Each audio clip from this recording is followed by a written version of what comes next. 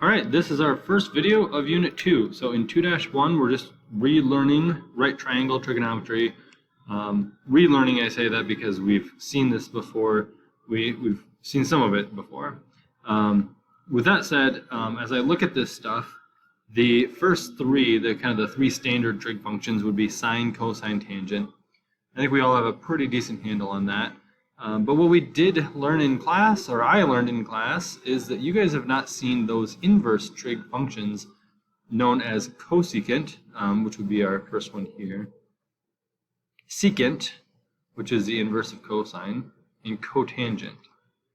So those three are really just 1 over sine, 1 over cosine, and 1 over tangent. And what that means is instead of sine being opposite over hypotenuse, cosecant, the inverse, is flipping that fraction to say hypotenuse over opposite. So let's dive into these problems. In fact, I need to switch over to here. So it's asking us to find those 6 trig functions for the triangle over on the right. Over on the right here we have 13 as the hypotenuse, 5 on one side, and we need to start with finding this third side. So there's 2 ways to go about doing that. In this case, and the first one would be the tried and true Pythagorean theorem. So what we'll do is maybe over here. Pythagorean theorem says 5 squared plus, I'll just call it x. So side squared plus side squared equals hypotenuse squared. We need to get x by itself, so in order to do that, that would be the square root of 13 squared minus 5 squared. Basically, you subtract 5 squared from both sides, you get 13 squared minus 5 squared. That equals x squared, and then to get x by itself, we take the square root of both sides, and you get an answer, and here we find that that is the square root of 144, which is 12. The other way, I mentioned there's 2 ways to do this one. This set, when you have 3 nice whole numbers here, these are a special case called Pythagorean triples. So if you had, say, 3 on this side, 4 on this side, then this would be a 5 here. So a squared plus b squared equals 5 squared. So there are a handful of Pythagorean triples in there. This happens to be one of them. So now that we have all 3 of our sides figured out, we can get our ratios going. So sine of theta, so here's theta. We want to get our trig ratios of that. So opposite over hypotenuse would be opposite 5 over hypotenuse 13. Cosine, cosine is adjacent over hypotenuse. Adjacent just means next to. So the side next to this angle would be right here. The side opposite would be over there. So adjacent would be 12 over hypotenuse 13. And tangent is opposite over adjacent. Opposite, again, was 5. Adjacent was 12. Now, when we go to the cosecant, secant, and cotangent, again, all those are just the inverses of the sine, cosine, tangent functions. So we just simply take and rewrite our fractions as an inverse. So 13 fifths, 13 twelfths, and 12 fifths. So that's really what it's just asking. If it just simply asks for the trig function ratios, that's all we need to know. If we keep going, I'm going to have to switch back again. So there's what the pictures actually look like. On mine that I can edit here, they've zoomed in for some reason on some of them. So I'm going to show this quick, and it's showing 57 degrees in that lower corner and 30 feet on the bottom. What it's asking for is the x value, which would be like the height of the tree in this problem. So I'm going to kind of add in what we know there. And what we're going to do with this information is say, well, I can use one of my trig functions to solve for x. If my angle down here is 57, the sides that I know are the opposite of that angle and the adjacent. So if I know the opposite and adjacent, well, that gives me the tangent ratio. So what I'm going to do is I'm going to say tangent of my angle is equal to that ratio, x over 30. Now, if we need to get x by itself, which is what we're going for, we multiply both sides by 30. And we get x equals 30 tangent of 57 degrees. And that will give us our answer. What we need to do is use our calculators to find that value. So when I say use a calculator, it doesn't matter. You can use a scientific calculator. You can also use a graphing calculator.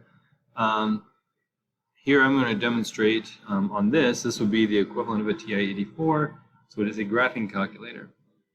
No matter which one you're using, you have to make sure that you are calculating the trig functions in degree mode, because that's what we're working with. We're working with 57 degrees. The other option would be radians. We're not ready for radians yet.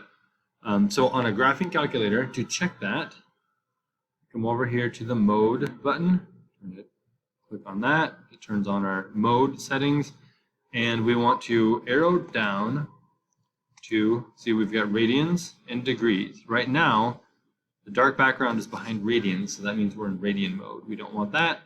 So we go down to radians, we arrow to the right, and then we hit enter, and then we can just say second key, quit. That takes us back to our mode, and we are good, or our home screen, and our mode is now degrees. So the equation, it was 30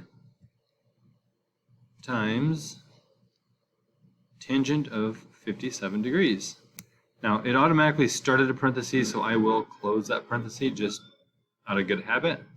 Then I hit enter, and I see that that is 46, let me say 46.2, so let's minimize that. X equals 46.2. I just have to do that. There we go. We do have units on this. It said 30 feet on the bottom, so I'm going to refer to this with a label as well. Box that in. 46.2 feet. Let's see.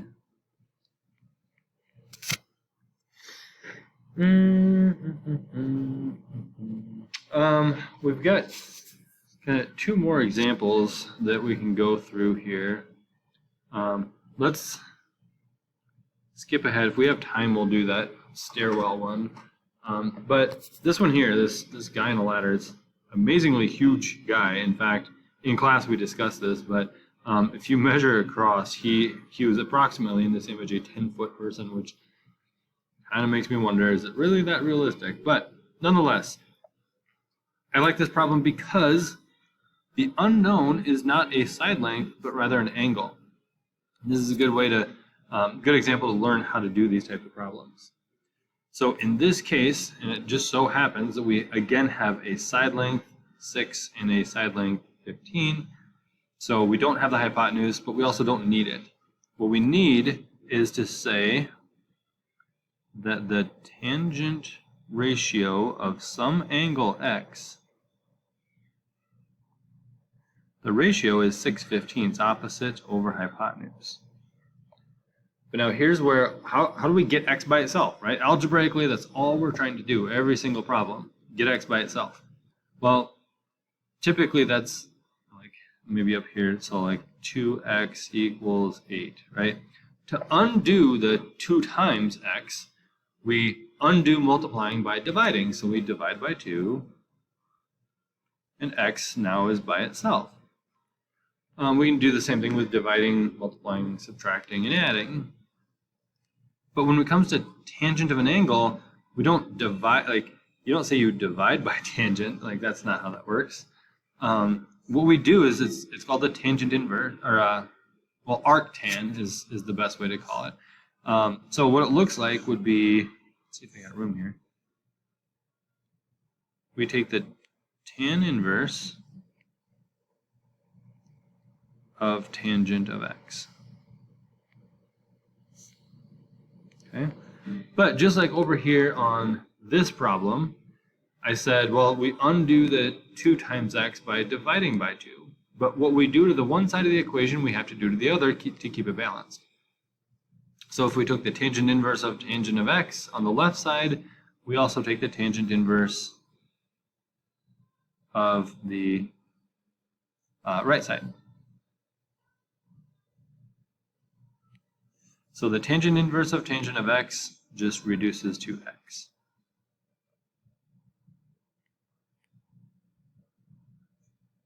And then I'm just going to rewrite it one more time like that.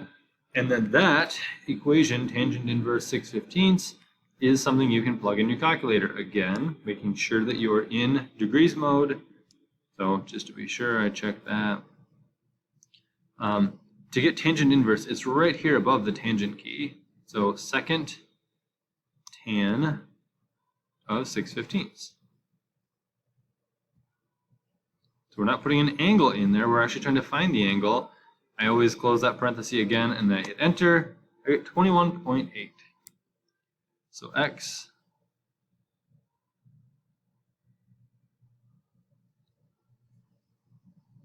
is 21.8 degrees.